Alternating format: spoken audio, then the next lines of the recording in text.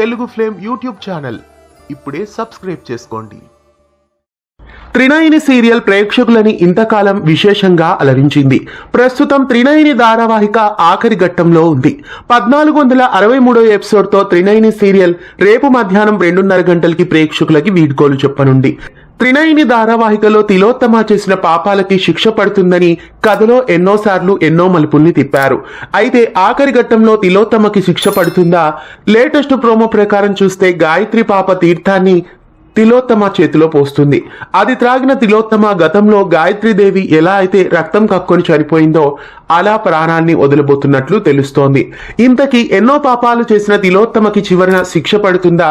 తిలోత్తమ ప్రాణాల్ని వదిలేస్తుందా అనే విషయానికొస్తే తిలోత్తమ చనిపోతే మళ్ళీ దురంధర కడుపున పుడుతుంది అని విశాలాక్షి చెప్తుంది. కాబట్టి తిలోత్తమ ఖచ్చితంగా చివరన చనిపోతుంది. కథలో ఇదే ఊహించని మలుపు అని తెలుస్తోంది. కాబట్టి తిలోత్తమ క్యారెక్టర్ను ఖచ్చితంగా చంపేస్తారు.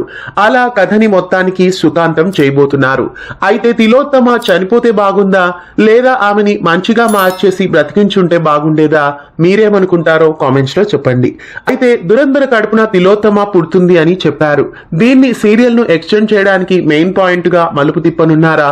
మళ్ళీ ఫ్యూచర్ లో కొత్త సీజన్ ని తీసుకొస్తారా అనేది మనల్ని కన్ఫ్యూజన్ లో పెట్టడానికి ఈ క్లైమాక్స్ ఇచ్చినట్లు తెలుస్తోంది. అయితే చాలా సీరియల్స్ కి ఇలాగే చివరన మళ్ళీ ఎక్స్టెండ్ చేసేలాగా క్లైమాక్స్ ఎపిసోడ్స్ ని చూపించారు. కాకపోతే ఇప్పటి వరకు ఏ సీరియల్ సీక్వెల్ అయితే రాలేదు. కాబట్టి త్రినయని సీరియల్ కూడా సీక్వెల్ రాకపోవచ్చు అని చెప్పుకోవచ్చు. అలా మొత్తానికి త్రినయని సీరియల్లో తిలోత్తమ క్యారెక్టర్ ని చంపేయడంతో సీరియల్ ని సుఖాంతం చేయబోతున్నారు. 1463 భాగాల పాటు ప్రేక్షకులని నిర్విరామంగా అలరించిన త్రినయని ధారావాహికపై మీ అభిప్రాయాన్ని కామెంట్స్ లో తెలియజేయండి. ఇలాంటి మరెన్నో ఆసక్తికరమైన అప్డేట్స్ కోసం మన ఛానల్ ని సబ్స్క్రైబ్ చేసి పక్కనే ఉన్న బెల్ ఐకాన్ ని యాక్టివేట్ చేయండి.